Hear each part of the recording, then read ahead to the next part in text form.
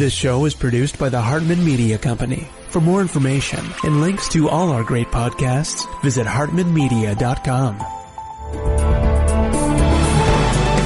Welcome to The Commercial Investing Show, where we analyze, explain, and exploit the opportunities presented in today's commercial property marketplace.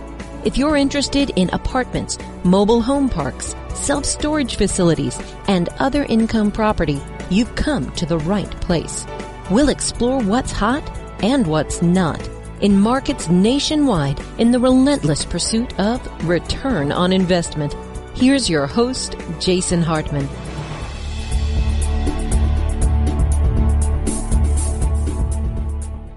Hey everybody, it's my pleasure to welcome a good friend of mine, Josh Simon. He is a commercial real estate brokerage owner and developer and just a tremendous success story. I met him several years ago when I lived in Arizona, and he has just done amazing, amazing things.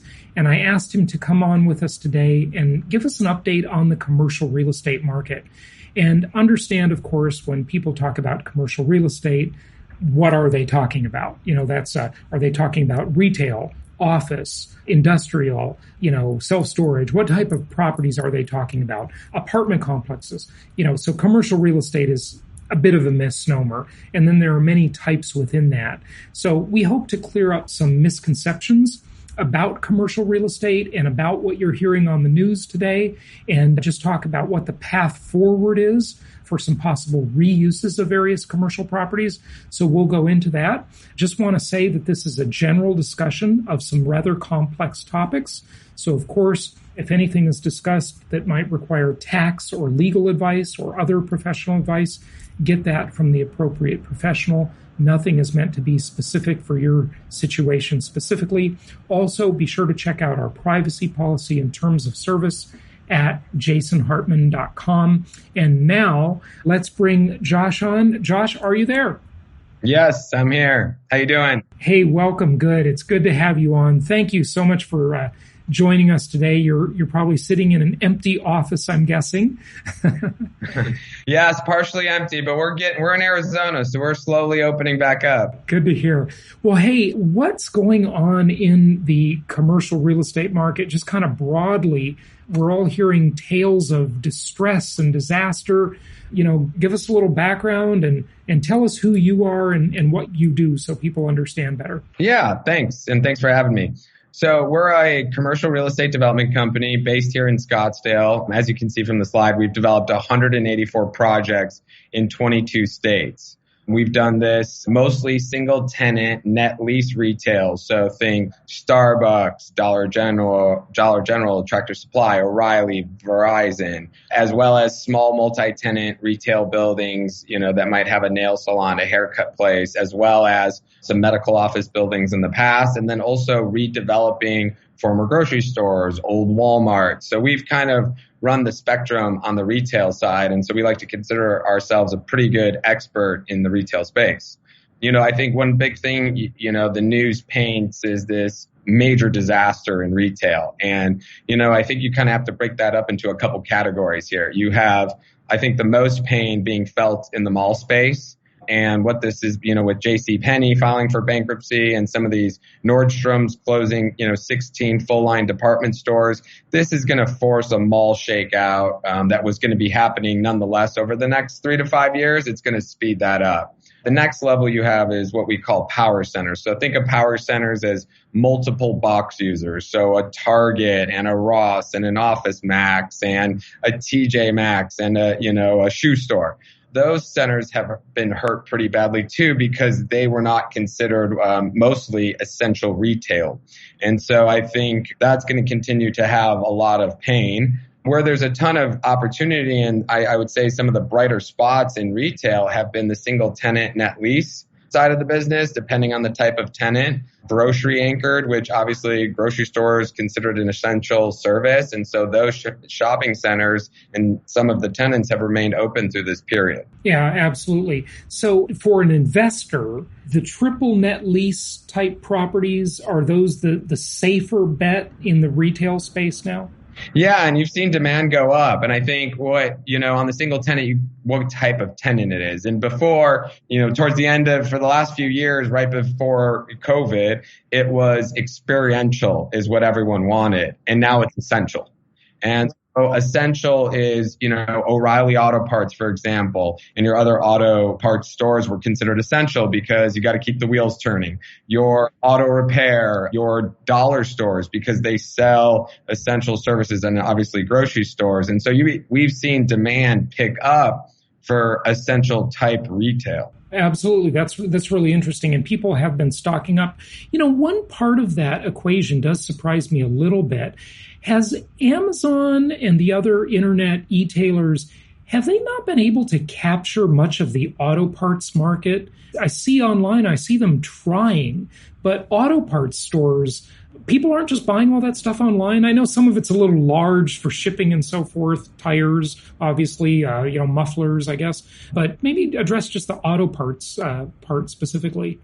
Yeah. And so interesting thing about a lot of the auto parts like O'Reilly and, their competitors, for example, they do have a lot of consumer B2C, but actually they have a huge B2B business. And so what they act as is like a kind of a supply mechanism for the repair shops down the street in their areas.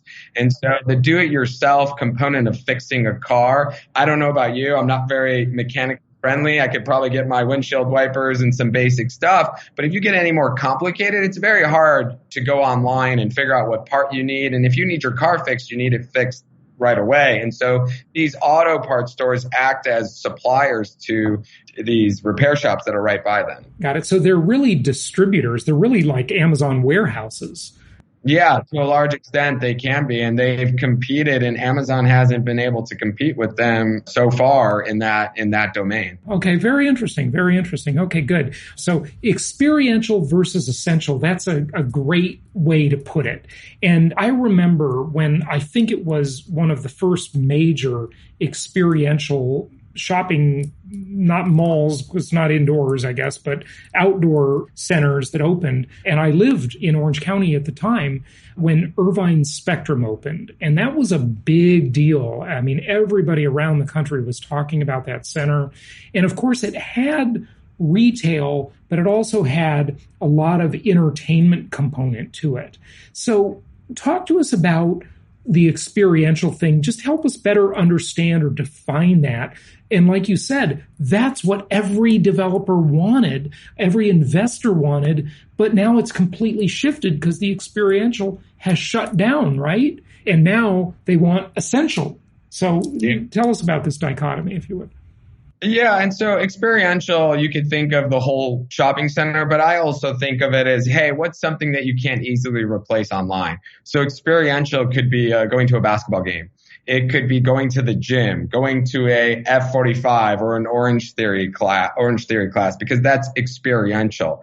And so what's happened is everyone desired to have these tenants in their shopping center. And obviously those were the first tenants forced to close. You look at movie theaters, that's an experiential tenant. And who knows, like, what is the short-term future of theaters? What kind of changes will go on? But I also think it's an exciting time to be in retail because I think there's going to be a lot of good concepts that are made stronger through this process. And I also think it reinforces the idea of having a balanced portfolio. Investments, I think for us, like a key is, hey, do we have a drive-thru? Is our multi-tenant buildings, are they close to the street where, hey, we're not forced to have to drive traffic back to the theater and we can't be seen from the street. So if you're up on the street, people are still driving by. And even if that theater was closed, you still, are able to get traffic passing your storefront. Very interesting. One of the weirdest stores that opened, I remember in the Irvine Spectrum years ago, and I got to tell you this one because this doesn't strike me as experiential very much, but it was back when, and I guess for some reason this faded out, when there were all these commercials on the radio for CT scans, okay, of your body. And I remember in Irvine Spectrum, this beautiful sort of high-end CT scanning place opened. And it was like a spa, And I thought, let me think. does someone go out to dinner and, hey, let's go get a CT scan before dinner? I mean, that one just struck me. Before and after dinner, right? You get one before. Yeah, before and after. Sure. That just struck me as a very unusual thing. But, they have the entertainment for the kids. They'll have a merry-go-round. They'll have a Ferris wheel, like some interesting experiential stuff in there. And that's just interesting. So talk to us about online sales, if you would. Yeah. And so what we've seen in talking to our tenants and just, being so active in the market is the online trend has definitely grown. And so we've seen people that have never done click and collect, online grocery ordering. They've done it for the first time. And that number is going to speed up. But we've also seen how important brick and mortar is. People still want to go to the grocery store. And you've seen the pickup of tenants that were deemed essential. That has continued to grow. And I think one long-term trend that comes out of this is if you think of a grocery store and what you call the center store, your paper towels, your cleaning supplies, I think that becomes even smaller in the future because I think those items, they're a commodity. You can order those online. You can get those from Amazon Pantry or from, whoever your grocery store provider is online. And so I think over time, the grocery store is going to get smaller because of that center store isn't needed as much. Center store. What do you mean when you say that? So if you picture when you go into a grocery store, what's on the right? Produce. On the left is your meats, maybe your wine, your dairy. And so what do you have in the middle? It's all the goods that are your paper towels, your toilet paper, your cleaning supplies, your dog food. The center store is not a very profitable place in the grocery. And that's why you've seen Sprouts and Trader Joe's. They've done so well because they're not really that center store. They have they're very focused. They have that niche that they appeal to. They're really focusing on food items more than supply items. Correct. So you think of Sprouts, you have Sprouts, by you. They're really good with produce, fresh produce. They're known for their vitamins. Trader Joe's is not known for their dairy, but they're known for some of their kind of special, packaged goods, right? That you can only get there. And so what you find is people make multiple trips to different grocery stores to fulfill their needs. I know my fiance, she goes to Safeway, Trader Joe's, and Sprouts all in one quick trip. And kind of does them all and gets the different stuff. That's great. Okay, good stuff. So the center store is going more online and the perimeter is more in needing the bricks and mortar, right? Is that the point?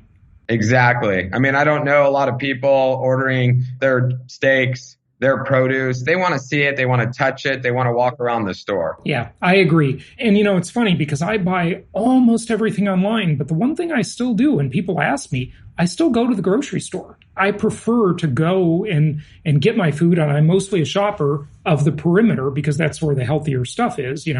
They say, if you want to be healthy, don't shop in the center of the store, because that's all the preservatives, right? The fresh stuff's on the outside. So good stuff. Okay. So drive-through and to go. And it's amazing, Josh, how well capitalism works and how quickly so many businesses adapted to the change. And they were, restaurants and all kinds of services that became curbside or delivery.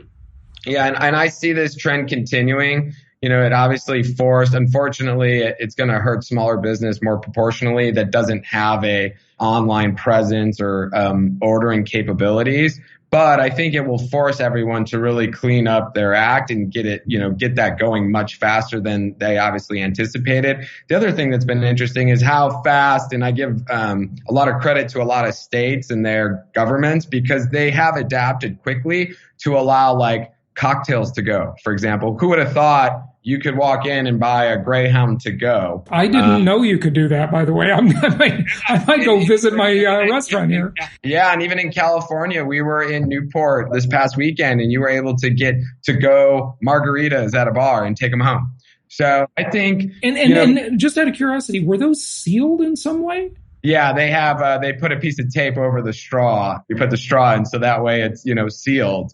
But I think that's a trend that, that might stay in some capacity post COVID. And so I think having to go and drive, especially a drive-through lane, I think we'll see the evolution of like a pickup lane. I think what hopefully happens with municipalities is, hey, they're more open to the importance of drive-thrus and creating pickup lanes. And hey, when you have, for example, Panera has an app that, you can turn on your like location beacon. And when you get into the parking lot, it notifies the staff in the store that, hey, you're here for your food, and they'll bring it out to your car. And so I think all these things are going to continue to just speed up the progression that was already going to happen. And, there are a lot of really good things coming out of this difficult time. A lot of efficiencies that we might not have seen for 5 or 10 years are being adopted quickly. And it's great. I mean, it's really a great thing. Just efficiencies everywhere with online meetings, et cetera, and all of the things you just mentioned. Those will stick with us. Telemedicine, my veterinarian and my doctor both have sent me things saying, download this telemedicine app. It's like, I've been requesting that for years. And they said, no, we don't do telemedicine. Well, now they do finally. So these efficiencies increase the profits of those businesses, and they're greater efficiencies for the consumer. So the consumer can spend more time living their life or working and being productive, one or the other. And so these things are really quite good for the economy. It's creative destruction, and it's just happening a lot faster than it did before. So there's some good stuff here. Okay, rent collection, Josh. We've been reading and hearing a lot about this on the news and the newspapers. Lots of articles saying rent strikes. Now, on the residential side, which is my domain, and yours is in the commercial side, I gotta say, the news media has totally overplayed this, at least with our investors. My own portfolio, everybody's paying rent. Our clients, pretty much everybody. We don't have an actual statistical survey on this, but anecdotally, the rent collection has been quite good. You never collect 100% of your rent. That's the first thing people need to understand when they look at these stats. There's no month where any big landlord ever gets 100% rent, okay? There's always a collection problem or two in the portfolio.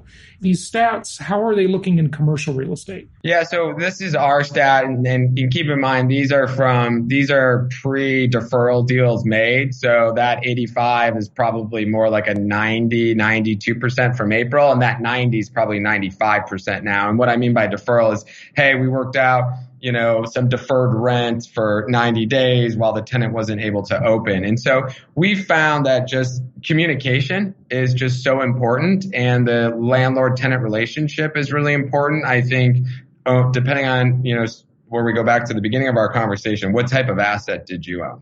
Malls, their collection super low, right? Power centers, probably I've heard between 20 and 40%, and then grocery anchored 60 to 80. And then you get to some of mostly essential portfolio, and where we are, and you're up in the 80s and 90s. And so we feel really lucky, at what we've always kind of picked as, our investment thesis. And so I think that continues to improve for everybody going forward. The biggest challenge is going to be where do you live? And so we're back to normal here. We have people coming into our office now, and obviously with social distancing, but Arizona, you can go to the gym, we had dinner out last night. You could pretty much do anything with social distancing right now. Whereas, when we were in, Newport Beach, they were just slowly starting to open up, and most of California still remains shut, or the majority of the populous counties. And are people wearing masks there? At the airport, people were wearing masks. In the grocery stores, outside on the street, no. But, I was on a commercial flight, and it was probably 80% full, and everyone had masks on. So, I think people are taking it really seriously. And obviously the media is going to hype up certain examples, like when they send a picture from the Ozarks of everyone partying, there's always going to be that example. But I feel even with the opening, the restaurateurs and the gym owners here are taking it very seriously. Okay, that's good. That's good. So triple net and the sales of those properties. Yeah, so I think an interesting thing is they've delayed the 1031 date depending on, when you fell into your identification period to July. What we've seen is there's been a flight to certain types of assets, drive-thrus, essential, Dollar General, O'Reilly, different types of auto dollar stores. And so we've seen that there's been a lot of demand. Pricing hasn't changed, but it's remained stable.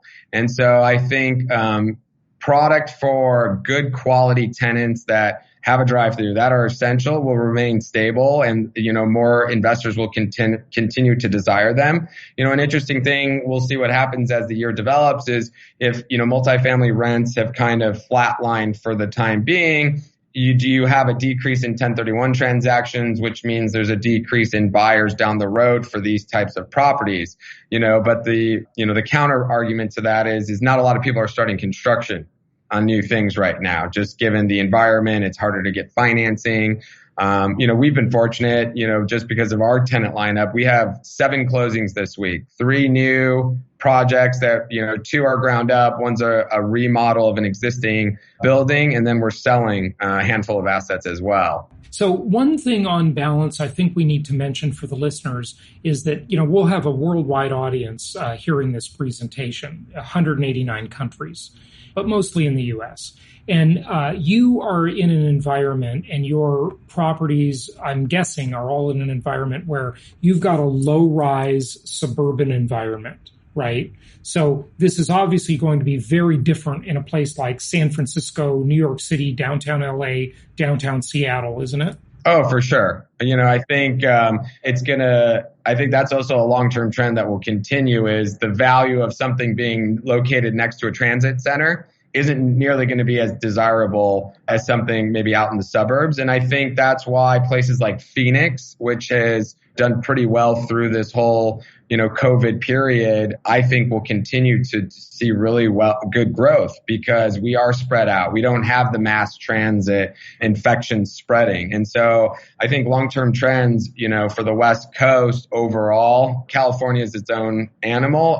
It's its own set of problems. Yeah, its own set of problems. California is the problem child of the country, and New York's the second one, I'd say. But yeah, no, that's a very good point. I mean, we've been talking about this mass migration for 2.5 months that we predicted is going to happen, and now the media is finally catching on, from high density environments to low density environments. And I think the highest danger zones that are sort of necessity participation are elevators and mass transit. Those two are probably the most dangerous places, at least in my opinion. Going to a gym is optional, going to a movie theater is optional, that kind of stuff. But elevators, so when you've got buildings that are 3-4 stories and above, people are pretty much in an elevator. And in Phoenix, you don't have that type of thing, so that's good.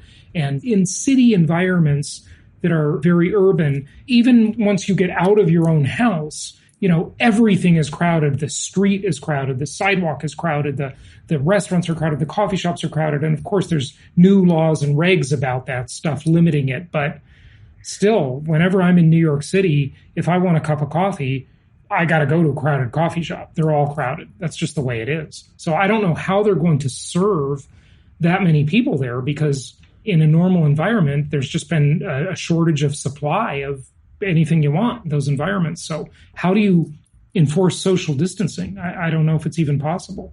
It's tough, right? Like 6 feet away. Like, how do you do that even it's just really hard to even do that in an office environment. You're walking down the hall, and those coffee shops in New York, I hope they just can reopen, because if you've been shut down now for, what is it, going on 60, 75 days, and they could still be closed for a couple months more, I find it probably pretty disheartening. You and I can imagine as business owners, if we weren't able to transact, it's going to be an interesting case study looking forward, a year on which business is open or who relocates. But, I find that places like Florida, Phoenix, people are going to want to be here. Yeah, no, I agree with you. There's going to be a mass migration to the suburban markets. I call it the Grapes of Wrath 2020. It's from John Steinbeck's old novel, right?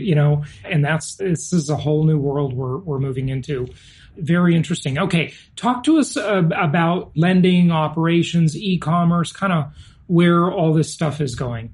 Yeah, so for lending, I was almost going to put declining, but it is negatively affected, but I do see some stability in it. If you've got the right type of product and you have existing lending relationships, there's still money out there. The debt is cheap. If you can refinance or do any kind of floating rate, now's the time. I really believe that. And then, from an operations standpoint, it really just depends on really where geographically, where you're located and what kind of type of business do you have. We saw a huge demand and spike in hotel rooms in Phoenix over Memorial Day weekend and then up in Sedona. There was a big increase in demand. And then obviously we talked about e-commerce. That's going to continue to force brick and mortar retailers to get smarter with their inventory and really migrating their online presence with their store presence. And, I think you look at like Nordstrom's, I think they're the best example of it where, hey, order online, pick up in store. You can go to the store. If they don't have your shoe size, they'll ship it from their distribution center and you have it the next day.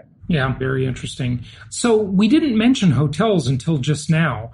When you say big spike, compared to what is the question? There was no demand for hotels the last 75 days or so. So do you have any occupancy numbers or anything like that?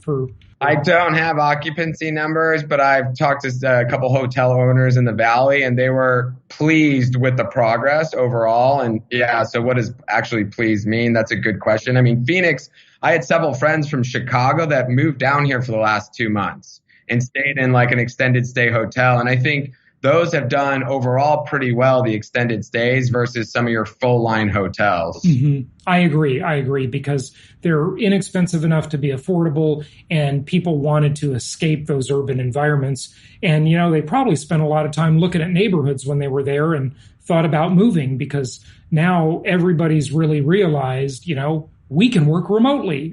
Not that the technology is anything new, but, people just weren't using it enough. Now everybody's using it, even non-techie people are all on Zoom. They're all on Skype. They're all using all of the online systems now. So that's really great. And see, those efficiencies will stay with us long after this is over. So that's a good thing.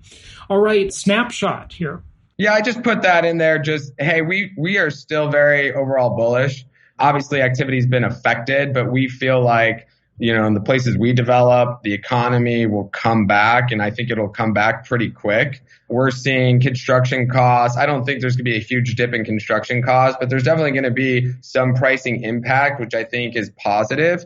And look, we're going to do more deals this year from a new development standpoint than we have in the last 10 years that we've been in business in any single year. So we'll do over 40 this year and, at least 65 escrows closed. So extremely busy year. And I don't really see that changing. That's, what? Congratulations. That is great to hear. And that is so different from the picture we're getting on the news media. It really is just very different. But we do need to keep in mind, everybody, that based on your suburban location and also property type, so it's very dependent on a lot of these things.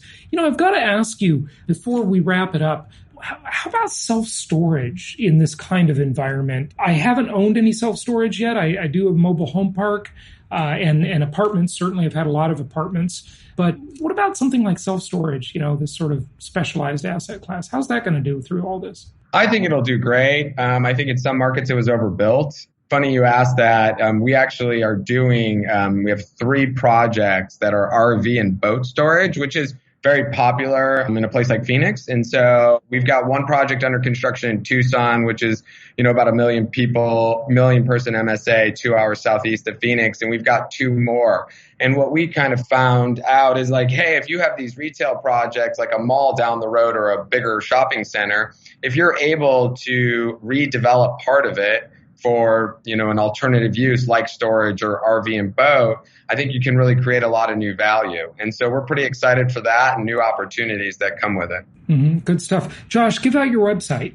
It's SimonCRE.com, Simon Commercial Real Estate. Okay, excellent. SimonCRE.com. Thank you so much. One final question before you go, and thank you for sharing this great information with us. Let's talk for a moment about reuse. And we didn't talk about office properties. I know that's not really your thing, but I think office properties, that's kind of a big deal in the commercial real estate sector as to what's going to happen with offices now that, Twitter, Facebook has said, folks, go home. You can work at home indefinitely. And lots of companies are saying that.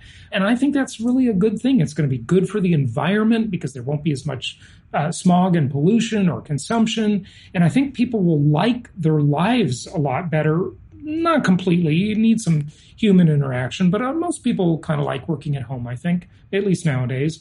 These office properties and then some retail properties, not the ones that you're engaged in as much. Are we going to have a big change in zoning laws, do you think, in different parts of the country, maybe turning some of these properties into alternate uses? I mean, shopping malls you mentioned, what do we do with, you said that's a really hard hit segment of the retail portfolio. What's going to happen with these properties? Yeah, and malls are super complicated because of the ownership structure. There could be multiple owners that own different department stores and then the core of the mall. And there's lots of agreements that kind of dictate the rules and who can, what the allowed reuse is.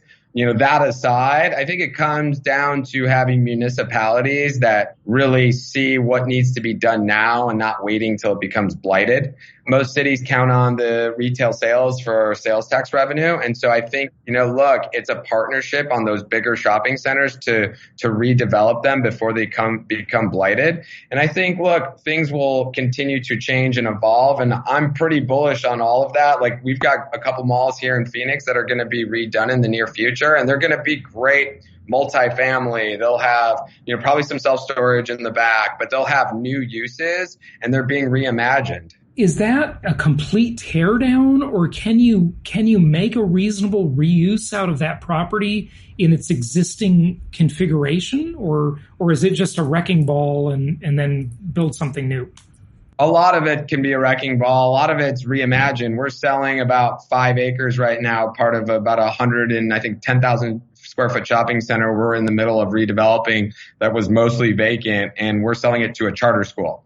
And they're actually going to use the footprint of the existing, it's about 30,000 square feet, used to be retail space, and they're going to reimagine the facade and make it a school, and they've got their bus lane and their playground in the back. And so I think it's, hey, how do we, talk about being environmentally friendly? Hey, how do we kind of reimagine, repurpose existing buildings? Yeah, but schools, is school going to look the same after this? I don't know. It's just hard to know. But yeah, that is a creative use for sure. Very interesting times we are in. Josh, thank you so much for joining us. And everybody listening, thank you for joining us. And happy investing and stay well.